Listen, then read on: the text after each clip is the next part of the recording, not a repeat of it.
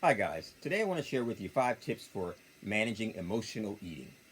I said 5 tips for managing emotional eating. So let's get started. Uh, First, we want to talk about what is exactly emotional eating. Emotional eating involves eating other than your body physically needing it. For example, if you're stressed, you may say, hey, those chips look really good. Or let's say you're stressed and you see that hamburger, you're like, that hamburger looks really good. But what's happening is you're eating other than the body physically needing it. That's what emotional eating is. And what happens in most cases when you emotionally eat, you eat a lot. Not just 5 chips, but the whole bag of chips. So, what we want to talk about is those 5 tips for managing emotional eating. So, tip number 1 is develop a structured, I repeat, structured stress management plan. And what the stress management plan is, it's a plan in which you develop specific techniques so that you manage stress. Because when you're stressed and there is no plan, you emotionally eat. So, an example of a stress management plan technique would be exercising consistently, if you can do that. Another example would be watching a funny movie. Laughter helps to relax the person. Another example could be sitting out on your patio. Fresh air is therapeutic. Another example of stress management technique would involve calling that friend that you talk to. When you talk to them, you're just relaxed. There's always good conversation. However, I repeat, it should be something that relaxes you. You don't want to call somebody that stresses you out. That does the opposite. That causes you to eat more.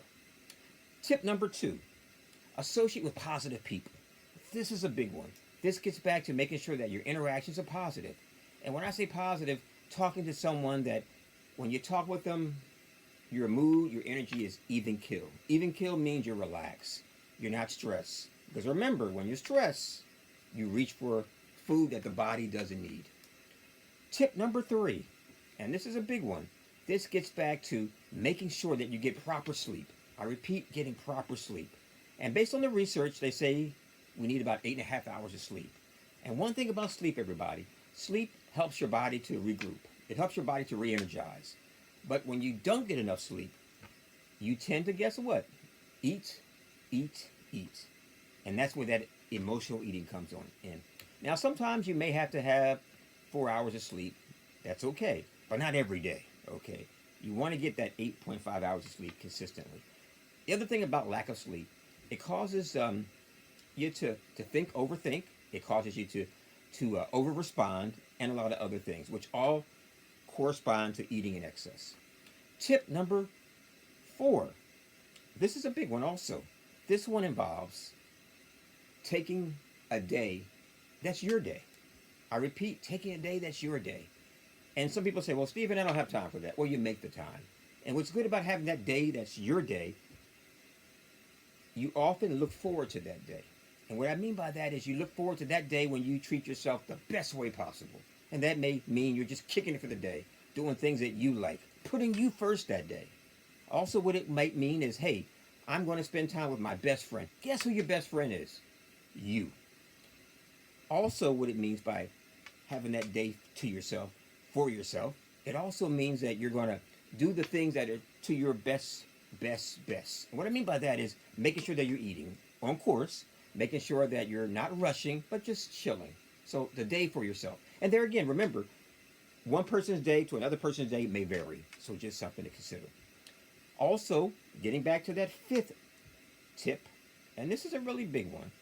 And I mentioned it a little earlier, but this one gets back to putting yourself first consistently. When you put yourself first consistently, you're more even killed, you're more relaxed, you're more apt to take care of you, and it's easier to not engage in emotional eating. Because bottom line, when you're taking care of you, putting you first, you're relaxed. So if the chips are there and you want 3, you'll get 3. If the chips are there and you're not hungry and you're relaxed, you're putting you first, you'll see the chips. They may look good, but you're like, you know what? I don't physically need that. So you don't engage. You don't engage. Also, putting you first also means saying no when you need to say no. Somebody says, hey, can you take me to this today? And it's your day. You're like, no, I can't do that. No need to apologize. You just can't do it. Also, putting self first also means actually putting yourself on your specific to-do list. And what I mean by that is if you have your list and there's 10 things on there, you should be at the, guess what? At the top. And where at the top? Number 1. I repeat, number 1. And you're probably saying, Stephen, I can't do that. I have too many things to do. Well, when you put you first, everybody and everything else benefits, benefits. Also, one thing to consider about putting self first, it's important to do it consistently. Not just once in a while, but consistently. When it's done consistently, that means that you're consistently able to manage emotional eating. Because remember, the emotional eating occurs when stress is in the picture. It occurs when you're not taking care of you. It occurs when you're not even on your to-do list. And one other thing I want to share with you too, putting you first makes life a lot easier and simple. And one of the best ways to manage emotional eating is keeping things simple. If you don't want to go to the movies, you don't go to the movies. If you don't want to go visit somebody that you don't really have to, you don't go. Keeping it simple. And then one additional tip I want to share with you as it relates to managing emotional eating, keep records. Keep records. Keep records what you eat. Because keeping records is a good way to visually see what needs to be consumed versus what does not need to be consumed. And it works. Now, these are just some tips for you to manage emotional eating. And some of y'all may say, well, it sounds good, but does it work? Absolutely. It works when you work it. I repeat, it works when you work it. And then one thing about managing emotional eating, it keeps your calories contained. It keeps your calories managed. And it keeps your weight managed. So just some things to consider. And finally, as always, this is Stephen, Inspiring Minds.